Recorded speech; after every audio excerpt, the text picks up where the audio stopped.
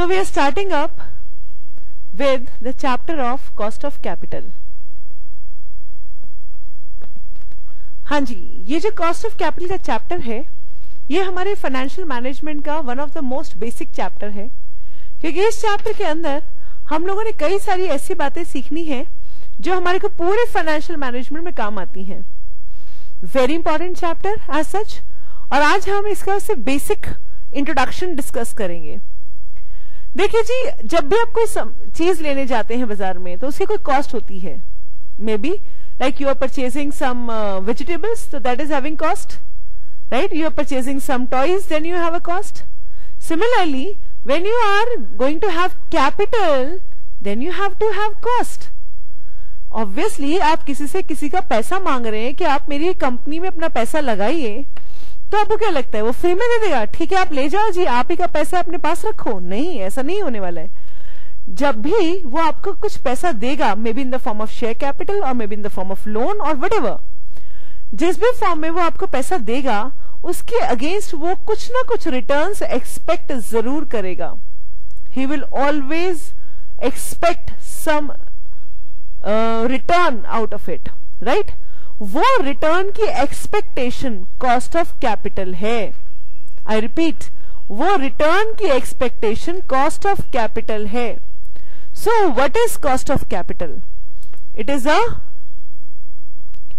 cost of capital is a minimum expectations by the investors or lenders. Right? What do they expect from the project. मैंने minimum word क्यों use किया? कि किसी को भी ज्यादा आता तो अच्छा ही लगता है ना. You want to give more, obviously they will be happy. आप बोलो जी 15 नहीं, आप 18 लो, they will be happy obviously.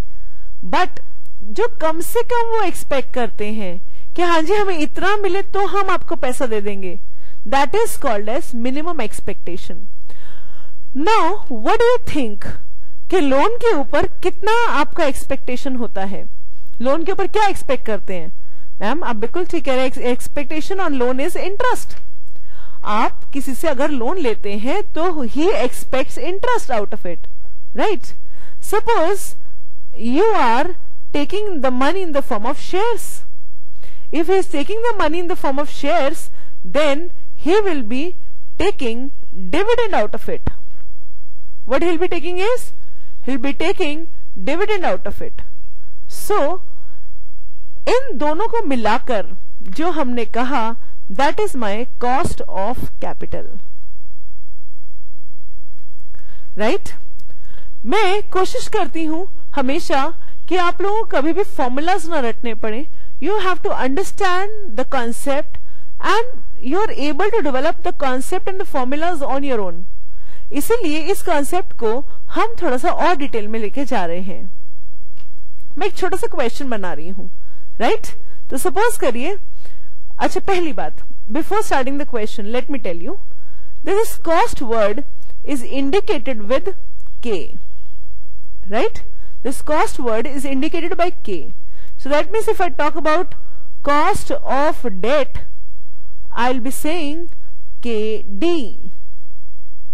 And if I say cost of equity shares, then that will be called as KE.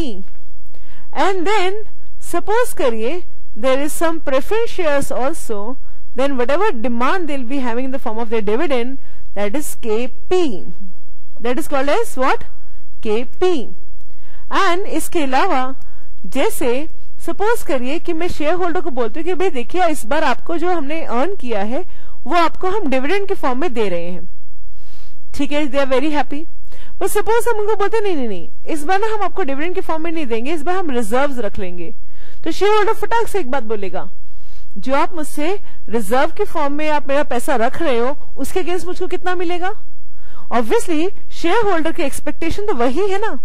सो वो कुछ रिजर्व से भी एक्सपेक्ट करता है कि जो मेरा पैसा कंपनी ने अपने पास in the form of reserve रख लिया है उसके अगेंस्ट भी कुछ रिटर्न्स मिले. That is called as K R. So जो मैं डेट के अगेंस्ट दिया दैट इज के डी, जो इक्विटी के अगेंस्ट दिया दैट इज के ई, जो प्रेफरेंस शेयर के अगेंस्ट दिया दैट इज के पी, और जो रिजर्व्स के अगेंस्ट दिया that is K R. Okay, that's fine, right. और इन सब का जो टोटल आएगा, अभी देखेंगे टोटल कैसे निकालते हैं. ऐसे नहीं निकालेंगे सबको प्लस कर दिया, नहीं, कुछ अलग तरीका है. बट फिर भी जिसका ओवरऑल कॉस्ट आएगा इसको हम बोलते हैं overall cost of capital, and this overall cost of capital is called as KO. That is called as KO. So, अब हम एक छोटा सा क्वेश्चन देखने जा रहे हैं and let's understand how to calculate KO. इस एक कॉन्सेप्ट को समझने के बाद the work will be very easy for you because जो आप KD, KE, KP वगैरह करेंगे इनके लिए तो आपके फॉर्मूलाज हैं. मेन चीज आता है जब हम केडी केई वगैरह पढ़ते हैं तो हमारे दिमाग में बार बार आता है ये जो हम केडी केई केपी निकाल रहे हैं उसको करना क्या है. सो आज हम लोग ये समझने की कोशिश करते हैं कि जो हम केडी केई केपी केआर निकाल रहे हैं उसका आफ्टर ऑल हमें करना क्या है. हमें करना है उसका केओ निकालना है, right. So let us understand कि हम इसे केओ किस तरह से निकालते हैं. Let's go into it. Suppose करिए मैं एक क्वेश्चन लिखती हूं, right. A company had taken a total capital of 20 lakhs, right? मैंने 20 लाख रुपीस टोटल कैपिटल के फॉर्म में लिए. किससे लिए? पहला मैंने डेट से लिए 5 लाख, मैंने इक्विटी से लिए से 12 लाख, और मैंने प्रेफरेंस शेयर से लिए से मान लीजिए 3 लाख. नया नया प्रोजेक्ट है, नई नई कंपनी है, एंड सो उन्होंने इस तरह से 20 लाख रुपीस अलग अलग सोर्सेस से अरेंज किए हैं, राइट. क्वेश्चन में आपको बताया गया, मान लीजिए कि जो कॉस्ट ऑफ डेट है दैट इज से 8% एंड जो कॉस्ट ऑफ प्रेफरेंस शेयर है दैट इज से 12%. and the cost of equity share है that is suppose 18%. Okay, now they are asking you what is KO. What is KO? That's my question. हम KO निकालेंगे कैसे? अगर आप formula रटना चाहेंगे मैं आपको फॉर्मूला भी दूंगी, बट रटने से ज्यादा कॉन्सेप्चुअल क्लैरिटी इंपॉर्टेंट है, ठीक है. सो लेट अस अंडरस्टैंड कि ये KO निकलेगा कैसे. मैंने पहले सोर्सेस देखे, क्या क्या सोर्सेस थे. हाँ जी, बताएं जरा क्या क्या सोर्सेस थे. हमारे सोर्सेस थे सबसे पहला डेट, फिर दूसरा था इक्विटी, राइट, और फिर तीसरा था preference shares. These are the 3 sources. Okay, फिर इनकी कॉस्ट क्या क्या थी. This was 8%, this was 12% and this was 18%. इनका अमाउंट क्या था. इस अमाउंट को मैं सपोज W की तरह से बोल देती हूं. The amount of the debt was 5 lakh and the amount of the equity was 12 lakh and the amount of the preference share was 3 lakhs, right. Okay, so if I say KW multiply करें, क्यों कर रहे हैं ध्यान समझिएगा. मेरे अगर डेट्स 5 लाख के थे और उसके ऊपर 8% कॉस्ट देनी पड़ रही है, राइट. सो अगर हमारे पास 5 लाख के डेट्स थे और उसके ऊपर हमारे को 8% कॉस्ट देनी पड़ रही है, दैट मीन्स डिबेंचर हमसे इंटरेस्ट कितना मांगते हैं, 40,000 मांगते हैं, राइट. फिर अगर 12 लाख इक्विटी से लिए और उसमें 12% हमारा डिविडेंड है तो हमसे उन्होंने 1,44,000 एक्सपेक्ट किया है. सिमिलरली 3 लाख प्रेफरेंस शेयर पर 18% हमारा 54,000 का एक्सपेक्टेशन है, right. So my total amount is 2,38,000. क्या बेटा टोटल अमाउंट 2,38,000 और मेरे टोटल अमाउंट कितना था बेटा जी 20 लाख. कितना है जी टोटल अमाउंट 20 लाख. अब किसी से पूछे हाँ भैया आपकी कॉस्ट क्या है, तो वो बोलेगा देखो जो मेरी कॉस्ट है वो 2,38,000 है। किस फॉर्म में? ये इंटरेस्ट फॉर्म में थी, ये भी डिविडेंड फॉर्म में थी और ये भी डिविडेंड फॉर्म में थी ना? ये उनकी एक्सपेक्टेशन थी। सो एज अ रिजल्ट 8% मांगा डेट ने, 12% मांगा इक्विटी ने, 18%। ओहो, हमने शायद गलत लिख दिया है। हमारा जो इक्विटी था दैट वाज 18%, जो हमारा इक्विटी था that was 18% and preference share was 12%, right? So जो हमारा पूरा ओवरऑल कॉस्ट आएगा उसके बाद दोबारा देख लेते हैं। 12 लाख के ऊपर हमारा 18% इक्विटी वालों ने मांगा था, that is coming out to be 2,16,000, right? और 3 लाख के ऊपर 12% मांगा था, that is coming out to be 36,000। So plus 2,16,000 plus 40,000 हमारा टोटल एक्सपेक्टेशन आया है 2,92,000। एम आई राइट? सो अब हम पूछेंगे कि भाई आप किससे क्या ले रहे हैं? अब बोलोगे जी पूरा 20 लाख लेने के लिए मुझे कॉस्ट कितना देना पड़ा? 2,92,000 कॉस्ट देना पड़ा।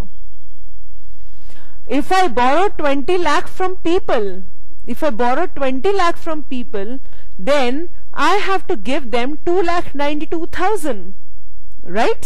So as a result, मेरा जो परसेंटेज आ रहा है that is 14.6%. This is called as overall cost of capital. आप चाहे तो फॉर्मूला बना सकते हैं। हमने जब किया तो हमने देखा था this was KW, right? And this was W, okay? अब इसको एक और तरीके से समझिए। These are the cost, right? इनका जो अमाउंट हमने बोरो किया हुआ या लिया हुआ है that is a weights of the, तो we are finding out simple weighted average. Weighted average निकालने के लिए हम क्या करते हैं? The data into the frequency, so KW upon sigma W। तो KO का जो फॉर्मूला बना that is sigma KW upon sigma W, right? इस KO को इसी वजह से weighted average cost of capital भी बोला जाता है। क्या बोला जाता है बेटा? Weighted average cost of capital बोला जाता है। और I can say this is WACC, right? So हमारे पास जो ये डेटा आया, जो KO आया, दिस शोज कि अगर मैं किसी प्रोजेक्ट में 20 लाख रुपीस लगा रही हूं दैट मीन्स मुझे कम से कम 2,92,000 रुपीज अर्न करने पड़ेंगे। क्योंकि अगर मैंने 2,92,000 रुपीज अर्न नहीं किए तो I may not be giving my equity shareholders proper dividend what they expect, I may not be giving a proper interest और I may not be giving a preference share को dividend properly, right? तो अगर मैंने किसी से पैसा लिया है तो पहले तो मैं उनकी सेटिस्फेक्शन की बात करूंगी ना, कि मैंने उनसे पैसे लिया है तो कम से कम पहले उनको तो फुलफिल किया जाए और इसके बाद भी मेरे पास कुछ बचे then I am happy, right? So KO का ये जो लैंडमार्क है हमारे को हर प्रोजेक्ट की इवैल्यूएशन के अंदर आगे हेल्प करेगा।